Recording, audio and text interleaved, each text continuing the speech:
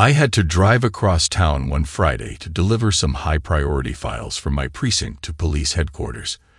For the past 2 weeks, I'd been stuck at a desk because of a shooting my partner and I had been involved in. It was a completely legitimate shoot.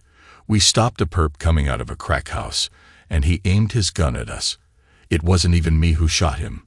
It was Jim. Nonetheless, we were both on desk duty until IAD finished their investigation. I was bored stiff. Since there wasn't much for me to do, I decided to stop by my house on the way. Helen had cooked a fantastic brisket for dinner the night before, and I figured I'd make some of the leftovers into a sandwich for lunch. It was only a couple of blocks out of my way, and I knew no one at the precinct would care how long I took on my errand. Driving slowly up my street, I pulled over opposite Mrs. Ferguson's house to admire her flower garden. She worked on it 8 months of the year, and it was always spectacular. As I was about to drive the last 50 yards to my house, I glanced up and, to my surprise, saw a man coming out of my front door. It was Mark Monty, a guy who lived around the corner. Some sort of computer whiz who worked from home. What the hell was he doing coming out of my house at 11:30 in the morning? I watched as he scurried around the corner and out of sight. Then I pulled up in front of my house and went inside. The house was quiet, but I thought I heard the shower upstairs. Climbing the stairs and walking into my bedroom, I got a nasty shock. A very nasty shock. The bed was totally destroyed. Pillows, sheets, and blankets everywhere. There was a big wet spot in the middle, and the room smelled like sex. It was all too obvious what Mark Monty had been doing in my house. The shower was running in the bathroom, and I could hear Helen singing to herself, as she usually did when she was feeling good. "Son of a witch," I muttered, feeling the anger rise and threatened to overwhelm my utter and complete amazement. My wife was having sex with somebody else, some neighbor, behind my back. Helen and I had been married for 24 years, and I thought we were pretty happy. We met when I was still at the police academy. She was one of the assistant caterers at my cousin's wedding, and the cutest girl I had ever seen.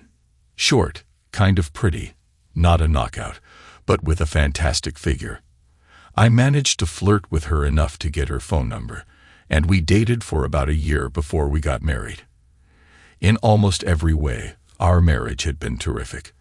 I worked for the department, and she stayed in the catering business, doing a lot of freelance work for a company run by a high school friend. Her flexible schedule allowed her to be an involved mother to our 2 daughters, Linda and Veronica. Linda was now out of college and working in Chicago. Veronica was a junior at Kenyon. They were terrific kids, and Helen had been a wonderful mother to them. Helen and I were devoted to one another. We shared the same values, cared about family in the same way, and enjoyed each other's company. When we met other married couples who were obviously bored with one another, we'd smile smugly at each other. After 2 decades together, we still had fun and never ran out of things to talk about. I felt pretty damn lucky. Except for one thing. That one thing was sex. Helen was stacked and very sexy. I'll never forget my excitement the first time I got to see her naked after several months of dating. But she just wasn't a very sexual person. After our courtship and the first few months of marriage, I quickly discovered to my dismay that sex about every 10 days or 2 weeks was plenty for her. It was a far cry from the 3 to 4 times a week that we began our marriage with, and I wasn't slow to complain about it. Over the years, we struggled with this issue more than any other. We even saw a marriage counselor for a while when the girls were little. After many years of frustration and unhappiness, I eventually came to understand that my wife really did love me. Her lack of interest in sex with me wasn't personal. She just didn't have much libido. The counselor helped me learn not to get so angry and helped Helen see that she needed to make more of an effort. So, once every 10 days became perhaps once a week, sometimes twice if I could talk her into it. I had high hopes that once the girls left for college and we had more free time, no driving them to voice lessons, tennis practice, dances, or friends' houses, things might get better. But they never did. What made it even harder to take was that when we did have sex, It was often a frustrating quickie. I longed to take my time, to kiss and caress Helen, to lavish attention on her beautiful body, to touch and kiss her all over. But most of the time, she simply wouldn't let me. She'd cross her arms over her body protectively and say, "Not tonight, honey, can't we just do it?" And so, with a sigh, I'd get out the KY jelly, and we'd have rushed, passionless sex. Not that I didn't like sex, but it seemed like no more than once every other month that we'd take our time, and she'd let me touch her. Aren't women supposed to be the ones who want more foreplay? Time after time, we had sex without my ever getting my hands on her breasts or down between her legs at all. Imagine how it feels to go 3 months at a time without getting to touch your wife's body. And forget oral sex. I was happy to go down on her, and I did from time to time despite her lack of enthusiasm for it. But in 25 years, she'd only given me oral sex 3 times, for about 30 seconds each. You may be thinking, what a cold-hearted woman. Why don't you dump her? But the fact is, Helen loves me, and I love her. She makes it clear every day in a million little ways how much I mean to her and how much she values me. We looked forward to growing old together. She just wasn't into sex, and over the years, with the help of my trusty right hand, I'd learned to deal with it. Which is why, as I stumbled down the stairs and back out the front door, I was as stunned as I was furious. Not only did I know Helen loved me, and not only did I have total confidence in her faithfulness, she just wasn't interested enough in sex to ever have an affair. So what the hell was going on? It took me no more than 3 minutes to get to Mark Monty's house and ring his doorbell. When the door opened a few inches, and he peered out at me uncertainly, saying, Hi, Rob. What are you?" I slammed the door hard into him, knocking him to the floor. Closing the door behind me, I picked him up and kneed him hard in the groin, sending him to the floor again, gasping and wheezing. I pulled him to his feet once more, relishing the sight of his face, pale and terrified. He couldn't even get a word out. Holding him by the shirt collar with my left hand, I smacked him repeatedly in the face, being careful to inflict plenty of pain without breaking my hand. I topped it off with a final punch straight to the center of his nose, relishing the crunching sound and the spurting blood. I tossed Mark onto his living room sofa, watching him gasp for breath. Putting my hand gently around his neck, I said, "Listen carefully, you little scum. I know just where you've been and what you've been up to this morning, and I'm about an inch from just shooting you and burying your body in the backyard." He didn't speak, just looked at me with terror in his eyes. "Now you're going to tell me everything I want to know. Answer every question I ask you. Then you're going to clean yourself up and go on with your life, and you are never, ever going to talk to Helen again. Am I speaking clearly enough for you?" I tightened my grip on his neck just a little to make sure I had his attention. He nodded frantically. Yes, Rob, I get it," he said in a quavering voice. He was totally cowed. I let go of him and got him started talking, making it clear that he damn well better tell me all of it. No leaving things out or minimizing what they did. And he spilled it all. He and Helen had been screwing for more than 2 months. To my astonishment, he said that she had come onto him at a July 4th neighborhood party. She flirted with him heavily whenever other people weren't in sight. 3 days later, she called him mid-morning and asked if he could come over to help her move a filing cabinet. When he arrived, she was wearing nothing but a short bathrobe. She greeted him at the door with words of thanks and a big kiss. While kissing him, she wrapped herself around him and slid her hand down to caress his crotch through his pants, before he had time to say much more than, "Are you sure we should be doing this?" They were in our bedroom. Her robe was off, and he was staring at her gorgeous body. She yanked his clothes off and had sex with him for the better part of 2 hours. I made him tell me all about what they did that first time, and after that, I was flabbergasted. She was loud and vocal, and she came at least once every time they had sex. Mark said he asked her several times, "Are you sure this is all right? What about Rob?" I had no idea if that was true, but he insisted that she said she could keep it a secret from me. Since that first time, they'd been getting together a couple of times a week, either in my bedroom or at Mark's house. She even tied him to his bedpost once, and he said she went absolutely crazy when he ate her while she couldn't move. This morning, he said, when I got to the house, she opened the door wearing just a lacy black bra and some pearls. Nothing else. We went upstairs, and while we did it, she was moaning and yelling. Then we did it with her on her hands and knees. After that, she helped me until I was hard again, and we screwed a second time with her riding me. When I'd heard it all, I just sat back in utter disbelief. The woman I thought I'd been married to for 24 years, or no relation whatsoever to the one who'd been screwing Mark so enthusiastically ever since the summer. One final question, then you can go clean yourself up. I can't believe you've been the first guy she's screwed around with like this. Did she tell you anything about anyone else? He didn't even hesitate.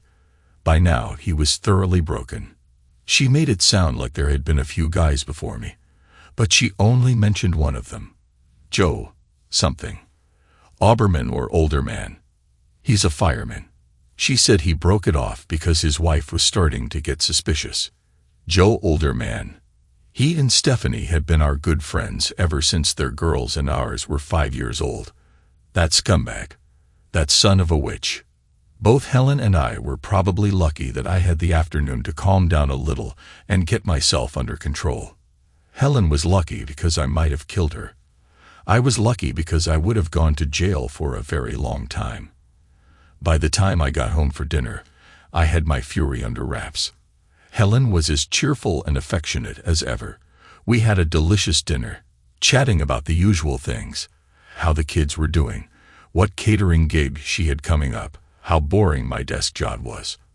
Amazingly enough, I was able to put on a normal face and hide my simmering rage. She was in bed watching a rerun of CSI when I slid in next to her. Of course, the bedroom had been totally put back together, clean sheets and all. I leaned over to kiss her cheek and reached my hand up under her nightie to stroke her thigh. She looked at me wearily and said, "Not tonight, sweetie, okay? I'm kind of tired. How about if we just watch a little TV together?" Usually, that was enough to get me to back off, perhaps with a disappointed sigh. Not tonight. I kept moving my hand up and said, "No, I really need you tonight, babe. Come on, you'll like it." "Rob," she said in an annoyed tone, "I don't want to. It's only 9:30. You can't be that tired." She looked at my face, as if trying to gauge how determined I was. She knew me pretty well, and she must have realized that I wasn't going to give up. "All right, Rob, if you insist," she said, this time in her most put-upon tone, trying to play the guilt card. But I ignored it. She pulled off her nightie and reached into the drawer for the key. "How about if we just touch and hug a little first?" I asked. "No, baby, let's just do it." As I pushed my boxers off, she grabbed me none too lovingly and covered it with the greasy lube. "How about doggy tonight?" I asked. With a displeased look, she replied, "No, honey, you know I don't like that. Come on, just take me." Without further words, I climbed aboard and slid gently into her, despite everything. All my rage and hurt. She felt good. I stroked smoothly in and out of her, enjoying the sensations, feeling her arms resting lightly on my back. She was unresisting but passive, apparently determined to be a boring partner. I stopped worrying about her and simply used her for my pleasure. I didn't bother trying to kiss her or stroke her body, knowing that she'd fight me. Instead, I took my time and worked up slowly to a very strong, very satisfying climax. When I was finished, I lay on top of Helen for a couple of minutes, holding my weight off her with my elbows, until she tried to wriggle out from beneath me. "Come on, baby, let me go clean up." "Not yet, Helen." I raised up to look at her face and spoke in my friendliest voice. "How about if you use your mouth on me, and when I'm ready, we can go again?" Her face took on a look of intense distaste. "No, Rob. You know I don't like that. How could you ask me to do that?" Still looking right at her, I said gently, "How about if you just pretend I'm Mark Monty?" Her whole body jerked in shock. She gave out an involuntary gasp, and she stared at me, wide-eyed. I'd never seen her face look like that in all our years together. Without another word, I slid up her body until I was kneeling over her. I pointed her in the direction, and she did what she was asked to do. Once I was satisfied with her efforts, I told her to turn around. Giving me another frightened look, she turned onto her hands and knees. I kneeled behind her, used my fingers to find the way, and slid inside her. It had probably been 2 years or more since I'd screwed her in this position, and I was going to enjoy every moment of it. As before, I took my time. I wasn't making love to the wife I loved. I was drilling her for the pure, selfish pleasure of it. Helen pressed her face into a pillow. I ignored all her emotions. I wondered, oddly, if she'd be sore the next day, but I didn't much care. When I came out 15 minutes later, drying my hair with a towel, Helen was once again sitting up in bed. She'd straightened up the bed, put her nightie back on, and brushed her hair. I could tell she'd been crying. She looked at me sorrowfully. "Rob, I'm so—" she began in a faltering voice. But I cut her off. "Me first, Helen." I was silent for a few seconds, just looking at her coldly. "I stopped by the house today before lunchtime and saw Mark Monty walk out the door. Then I came upstairs and heard you in the shower, and I saw the bedroom. So I hope you won't insult my intelligence with any lies about how I misunderstood the situation." "All right." Her head was down, and I could see she was blushing. She nodded without speaking. "I don't know if there's any chance of our marriage surviving this," she gasped, her head jerking up as she stared at me in horror. "But if there is, it's going to begin with you telling me everything, the complete truth. Do you understand me?" Helen nodded again and started to cry. "I'm so sorry, Rob. I can't believe I've done such an awful thing." She stopped for a minute as her sobs got the better of her. "All I want is for you to give me another chance. I'll tell you everything, but please promise you won't hate me." "Okay," I said. "Tell me the whole story. You and that scum. What, where, when, how long, how often, and why." She cried a little longer, then wiped her face. I never even paid attention to him until the July 4th picnic. Then it seemed like he was always around, getting me another drink or a hot dog, being friendly. A couple of times, when you weren't around, he got kind of flirty, leering at my boobs and even stroking my back. But that was a couple of months ago, and I forgot all about it. She paused, breathing unevenly, until last week, when he called and asked if he could come over to get help with some recipe he was making, a special dinner for his new girlfriend. So he came over, and we went through the recipe. I explained some things to him, and he was very grateful. We had a cup of coffee, and then I started to feel funny. Before I knew it, he carried me upstairs, taken my clothes off, and started to have sex with me. She stopped as a fresh bout of tears interrupted her. I was feeling all foggy, and I couldn't tell why this was happening or why he didn't stop when I said no. He did it 2 or 3 times, and even made me suck him. When he was done with me and getting dressed, he told me that he put something in the coffee. I think it was ecstasy, and he showed me his digital camera. He took pictures of him and me, Rob, of us doing it, and he said I had to keep seeing him, or he'd make sure that you and all your friends at the precinct got a copy of those pictures. Rob, I didn't know what to do. I listened without expression. I was almost certain she was telling me a bunch of inventive lies, but I was going to hear her out. She had no idea I'd already spoken to Mark. He called last week and said he was coming over again today at 10:30 a.m. and that I'd better be ready for him. I was terrified about the pictures, so I let him. He came over, and we did it again. Her voice dropped to a whisper. I'm so sorry, Rob. I was so afraid and confused. I didn't know what else to do. I sighed. Helen, why on earth didn't you tell me after the first time? Don't you know we could have had your blood tested for drugs and then had him arrested for raping you? She looked down. I can see that now. I guess I wasn't thinking clearly. I was just terrified about what you would do to me. And to him. Oh, Rob, I was so afraid and so confused. She started to cry again. I'm so sorry, baby. What a nice tale, I thought to myself. Highly unlikely, yet not completely out of the question. If you could believe that Mark Monty would be dumb enough to drug and take advantage of a policeman's wife. But the story he told me when I'd beaten the crap out of him seemed far more believable, even though it contradicted everything I thought I knew about my wife. Then there was the most damning thing of all. The sound of Helen happily singing in the shower only minutes after Monty had supposedly forced her to have sex with him again.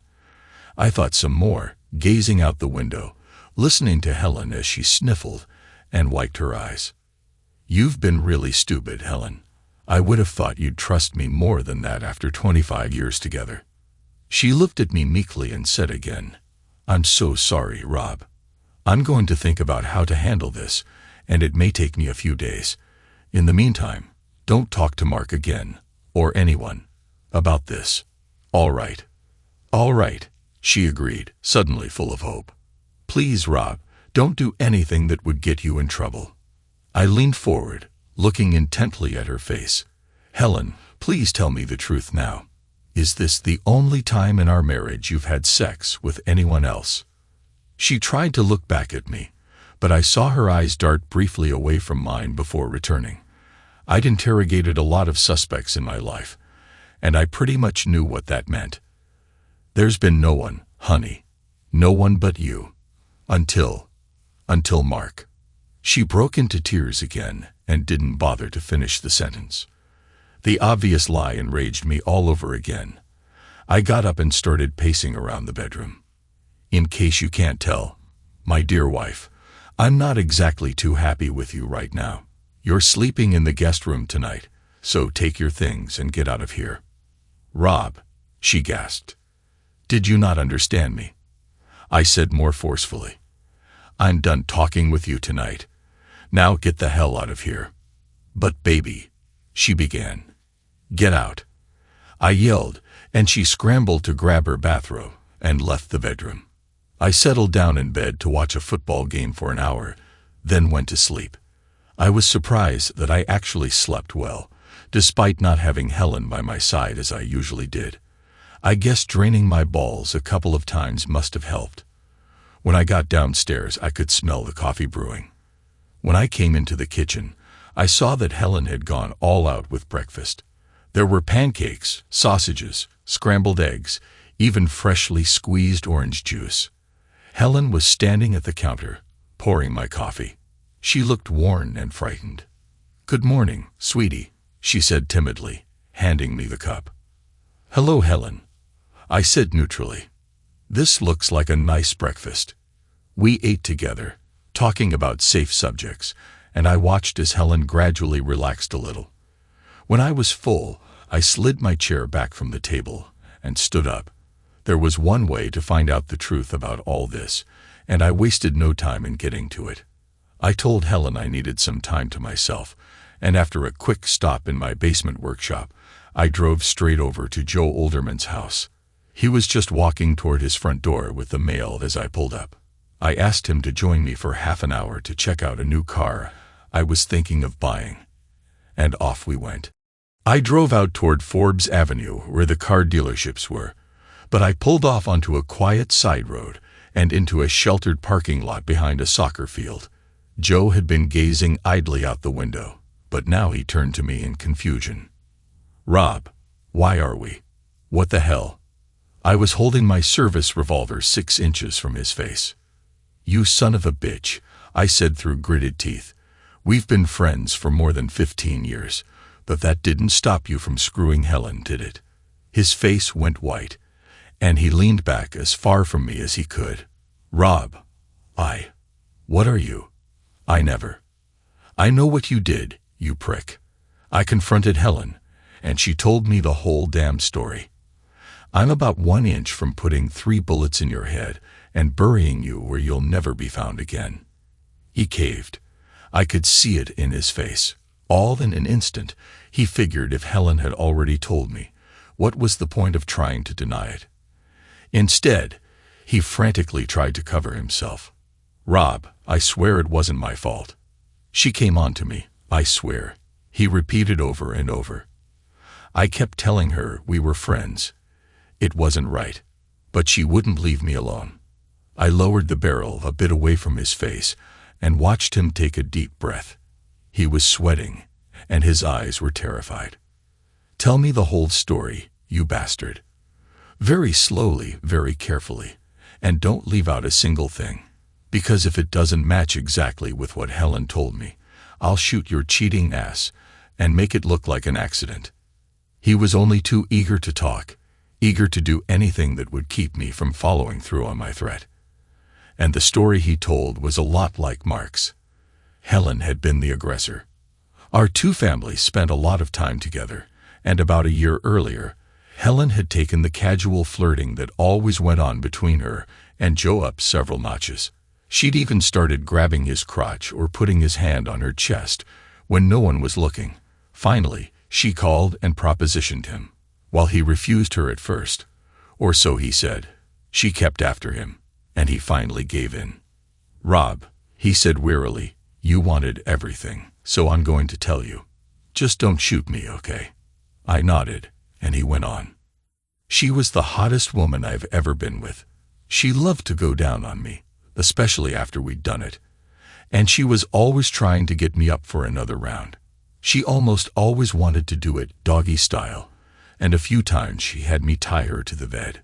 She was always so wild. Well, I guess you know, the way she talks, all the dirty things she says, like, do me harder, and all that. He was still looking nervously at my gun. How long did it go on? I growled. About 8 months. We'd see each other once or twice a week. I was always terrified you'd find out. Then Stephanie started to get really suspicious, like somehow she got the idea in her head that I was stepping out on her. I finally convinced Helen we had to stop. That was last June. How did she take it? She was annoyed, but she agreed with me because she didn't want Stephanie to know. She even joked to me, well, I guess I'll just have to find somebody to replace you, Joe. Did you ever ask her why she was cheating on me? Yeah, a bunch of times. Even at the beginning, before we started, I asked her why she wanted to do this. What did she say? Nothing that made much sense, just that she loved you, that you were a great guy, but she needed something extra, that this was more exciting and fulfilling. He hesitated. I have to admit, it was the best sex I ever had. Do you think you were her first affair? No. She mentioned a couple of other guys she'd been with. I didn't know any of them. I think one was a client she met while catering a party or something. I sat back and looked at him. He looked away, out the window.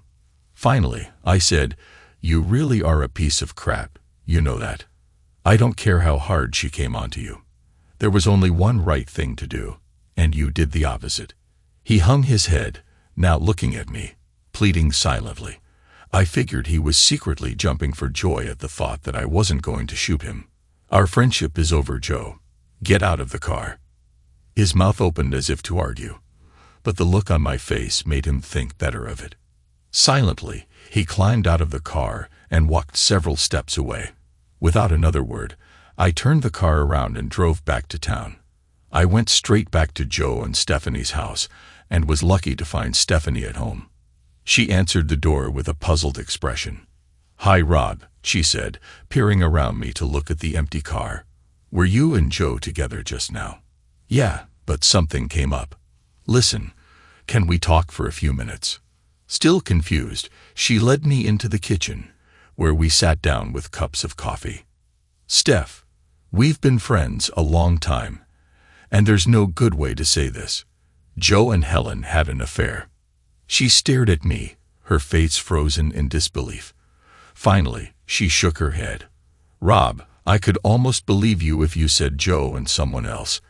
I had a feeling last spring that something was going on. But Helen? No way. I pulled out the mini recorder I'd stuck in my shirt pocket before leaving the house. Without saying another word, I rewound it and pressed play. We sat in silence, listening together to my whole conversation with Joe. Several times I wanted to cry, and I knew the tears would come later, but I kept myself under control. I watched Steph as her face hardened, her lips drawing tight in an angry frown. I figured her and Joe's marriage was probably as dead as mine was. When the tape was finished, we sat without speaking for a few minutes. Finally, I asked her, "Does any of this make sense to you?" "Not really, Rob. For so many years, the four of us have just been friends, you know. And we've always kidded around a little. A few times, I remember you pinched my butt or leered at my boobs in a bathing suit, but it was always harmless, and we all knew that. But this, like I said, Joe was acting strange enough last spring that it's easy to believe he was screwing around on me. But Helen, she's the absolute last person on earth I would have guessed he was doing it with." She looked at me suddenly, suspiciously. "Jesus, Rob, you didn't come over here to hit on me, did you? A little revenge sex or something?" "Christ, Steph," I said, recoiling in disgust. "I thought you knew me better than that. We've been friends a long time. You know I care for you. Do you really think I'm that big of an asshole?" She started to cry. "I'm sorry, Rob. I guess I'm kind of a mess right now. Not thinking too straight. It's hard to have a very good opinion of men, if you see what I mean. Please, Steph, remember that you and I are the victims here. Of course, you're a beautiful woman, and you know I'm attracted to you, but that's not what this is about. I needed you to know what a scumbag your husband is. I'm going to throw Helen's sorry ass out of my house, and if there's any way I can help you deal with Joe, I'll be happy to do it. I wanted you to know the truth, and to know that I'm on your side. That's the only reason I'm here. Believe me." Still crying, she came over and sat on my lap right there in the kitchen. She put her arms around me, her head on my shoulder, and sobbed. After a few minutes, we were both crying. We probably sat like that for half an hour. It's nearly 6 hours to Chicago, and I had plenty of time on my way to think. I simply could not imagine a more complete betrayal than what Helen had done to me. She had obviously had a series of lovers, at least some of whom she had taken the lead in seducing. Her affairs had gone on for weeks or months. Above all, topping everything else, was that she had been wildly, openly sexual with these other men. All the inhibitions in her sex life with me, the reluctance to try anything new, the refusals even to let me touch and caress her before we screwed. I had lived with those, suffered them, and endured them for years. At the same time, she'd been an enthusiastic slut with Mark, with Joe, and obviously with some other guys as well. I didn't know exactly how I was going to play it, but as I walked out of Stephanie's house, there were two things on my mind. The first was that my marriage was over, and Helen would be pretty damn sorry for what she did. The second was that I had to talk to my daughters first. I reached Linda by cell phone, and she was delighted I was coming for a surprise visit. We ate at a diner around the corner from her apartment.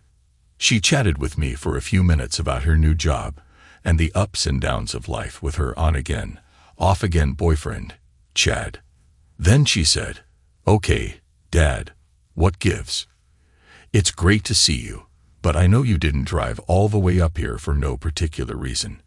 And you've been on edge ever since you got here, like you've had 4 too many cups of coffee this morning." I leaned forward and said quietly, "Sweetheart, you needed to hear this from me first. Your mom and I are splitting up. I found out she's been having affairs behind my back with more than one man.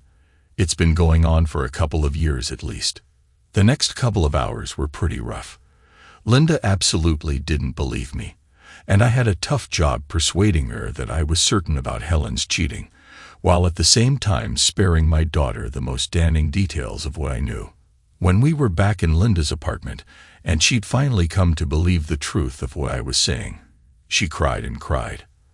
I could feel her pain at seeing the illusion of her parents' secure relationship coming apart, and I cried with her for a long time. This seemed to be my day for tears. I slept on Linda's couch, and when I left the next morning, I asked her to do something for me. First, please don't talk to your mom for a couple of days, or until she calls you.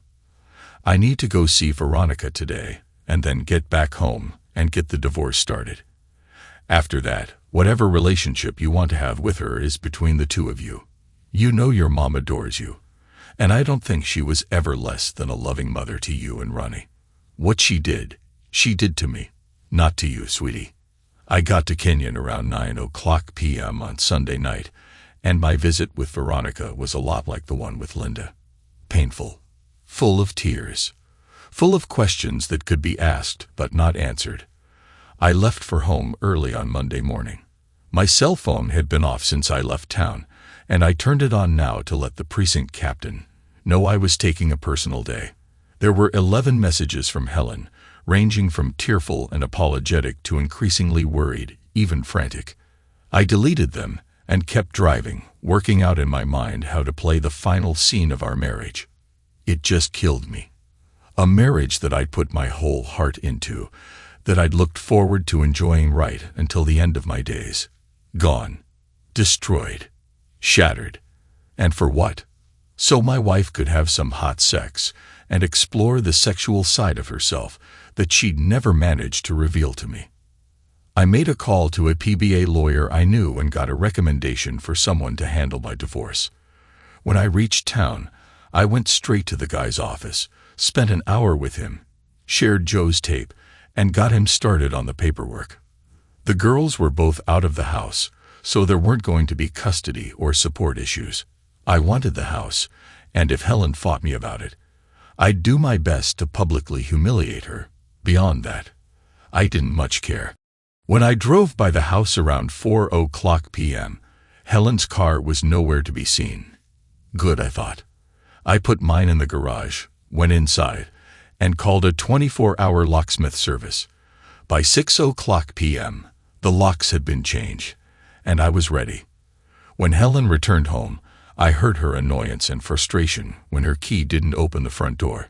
She rang the bell insistently, and I opened the door silently, watching her face shift from irritation to an affectionate, nervous look. "Rob, thank God you're back. Where have you been for 2 days? I've been worried sick. Why didn't you call?" I ignored her questions. "Come in, Helen. Please, sit down in the living room," I said in a neutral voice. She tried to give me a hug, but I stepped back, avoiding her touch, and walked into the living room. She followed, her confusion apparent. "Rob, honey, what's going on?" Her voice was a little shaky, her eyes wide with worry. Without replying, I pointed to the couch, and she sat, never taking her eyes off me. I stood across from her, gazing at the troubled face of the woman I had loved so much for so many years. I waited, letting the silence grow heavy before I spoke. "Helen, you know that I would never hit you or hurt you physically in any way. You are a woman. And moreover, I used to love you with all my heart." She gasped. "Rob, used to? I don't." "Shut up," I yelled, cutting her off. "I won't hit you, but that doesn't mean I don't want to right now. Just shut your lying, cheating mouth and listen to me." "Rob, please," she started. "Quiet, Helen," I snapped. "I won't tell you again." By now, she was pale with fear and worry. I could see her hands trembling in her lap. "We're going to have this conversation nice and civilized," I continued. "And then you're going to go. I don't know where you're going to go, and I don't particularly care. This marriage is over. Our life together is over." She gasped, then started to speak, but the look I gave her stopped her cold. "You have cheated on me with Mark, with Joe Olderman, and apparently with a couple of other guys as well. I don't know how many, and I don't give a damn. For months, if not years, you've been playing the whore with other men, giving them everything I beg you for, doing all the things with them that you would never do for your loving husband, despite all my requests. Helen sat frozen on the couch, tears streaming down her cheeks. She didn't even try to defend herself anymore. She looked utterly defeated. "Here's the thing that really gets me," I said, my voice icy. "You love me. I know you love me. We've looked forward to growing old together, and I know you meant it. Well, guess what? That's your punishment. You don't get to grow old with me. You don't get to live with me anymore, to see me every day, to snuggle in bed with me at night. You don't even get to live in this house anymore." I pointed to 3 suitcases standing in the corner. "In 5 minutes, you'll be putting those in your car and driving away, Helen, and you're not coming back." She cried out then, startling me. "No, Rob, no, baby, you." "Yes, baby, I can," I said savagely. "And I will. I'm throwing you out. But first, a couple of little details." I moved toward her until I was standing just in front of her on the couch, towering over her. She shrank back in fear, watching me. I pulled my wedding ring off and dropped it into her lap. Her eyes widened in surprise as I grabbed her left hand and pulled her wedding and engagement rings off. The wedding band I also dropped into her lap, but I put the engagement ring into my pocket. The engagement ring was my grandmother's. As you know, that stays with me. The wedding rings we gave each other, you can do whatever the hell you want with them. Melt them down, throw them away, shove them up your ass. They stood for our love and fidelity to one another, and we both know what that's worth now. I moved to the coffee table and picked up a beautiful glass vase, mostly clear, but shining with bright blue and green highlights. "Remember this, Helen, from Venice. The 5th anniversary gift we bought each other.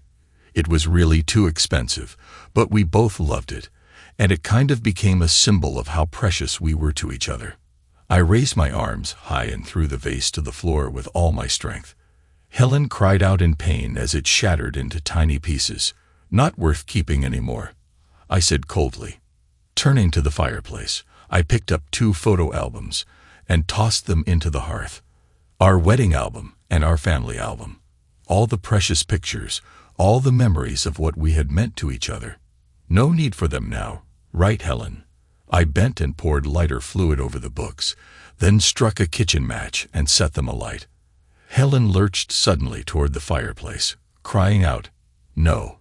But I grabbed her around the waist and pulled her back to the couch, where she collapsed, sobbing.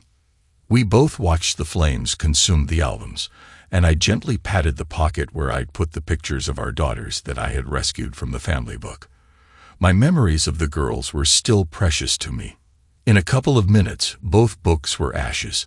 Helen was still sobbing, her face turned away from me. "Okay, Helen, that's it," I said briskly, clapping my hands. "Show's over, and it's time for you to go." When she didn't move, I grasped her arm firmly and pulled her to her feet, leading her toward the front door. "Wait, Rob, wait," she said, struggling to free herself. "You can't just throw me out of here." "Actually, I can, Helen, and I'm going to." Her face showed her pain and her fear. Without a word from me, without letting me explain what happened, I stepped back, looking at her for a long, silent moment. "Helen, do you really believe there's anything you can say? Any possible explanation you can give that will ease my pain and hurt? Anything that will make your cheating, your total betrayal, and humiliation of me more bearable? Anything at all that can make this better or less awful?" She opened her mouth, then closed it, looking utterly defeated. After a long moment, she said, "But what about the girls? I drove to see Linda and Veronica over the weekend. They both know about your cheating and that I'm divorcing you." At that, she cried out and collapsed to the floor, sobbing uncontrollably. I stood watching her for a few moments, my beloved wife, the mother of my children, my life partner, and best friend for a quarter of a century. Then I left her there on the floor in the front hall while I loaded her suitcases into the trunk of her car. When I came back inside, she was sitting, hollow-eyed, looking at nothing. Without a word, I pulled her to her feet and walked her outside to the car. The key was sitting on top of it, and I left her standing by the driver's side door. I contemplated the right parting words, but nothing came to mind. "Goodbye, Helen," seemed a bit insufficient for the situation, and "screw you, you cheating whore," a bit unoriginal. So I just left her there. I went back into the house and locked the door behind me. Then I stood in the front hall, unmoving, not really thinking, waiting to hear the sound of Helen's car driving away. 7 months later, I was a free man, and a sad one. Free because I was legally divorced. Sad because I was alone in my house. I went into therapy for 3 months and took a vacation after that, trying to rebuild some semblance of my life. All the men I knew who had been in bed with my ex-wife were now single like me, but financially in a mess. Helen, on the other hand, started dating a man from her office and moved in with him 2 weeks later. That didn't last long. She was back on the street not long after, her new lover apparently unhappy with her past life. I wonder who told him about it. Last I heard, she moved to Alaska. I guess the cold weather might cool her off a bit. I have no intention of dating again anytime soon, and I don't see myself getting married ever again. I'm too drained for that. I love my daughters, and for now, I guess that's all the love I need. I wish I could say I've completely moved on, but some scars don't fade so easily. I still find myself thinking back to everything I lost, what I thought my life was supposed to be. Maybe in time, I'll let it all go, but for now, it still feels like I'm carrying the ashes of something I once cherished. At least I know one thing for sure. I'll never let anyone treat me that way again. Thanks to everyone who took the time to listen to today's stories. If you enjoyed it, please consider liking and subscribing if you haven't already. Feel free to share your thoughts on the events in the comments below. Take care.